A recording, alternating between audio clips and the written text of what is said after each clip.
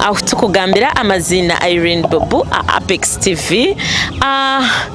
Kuna banintamba tambulo ku nashanga yo mushija kandi mushija wa man umushijo guriyare nyenda tugambire amazina ge atugambire na hakurugane byarukora twakushemerera sebo mu studio za Apex TV.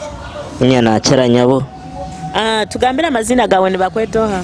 Amazina mbanyeta Brother John Bosco tuyishire. Brother John Bosco tuyishire no ruganka hi Nyendaga Riyonza mugombori ya Rugarama mu district ya Ntungamo. Mwamwe huriro mushishana no munyantungamo. Nokora mu rumochi kubaho kwawe nokora mu rumochi real. Mukubaho kwanje nyowe ni ngyo mweshongozi nyine byeshongoro bya gospels. Mwamwe hurira kurungi ngwa ine byeshongoro byenjiri ningache bitwete bya gospel. Omuriye byeshongoro ine byeshongoro bingahe? Nyene bena almost now. Ngwa ine byeshongoro no basa kutugambira aho ningashotereze mwakapera byeshongoro ebyo. Of course icyo ninchikora. Chikore mazima. Nkabanza nayo mbisa ruhanga wanje. Ekeshongwe cyo kugera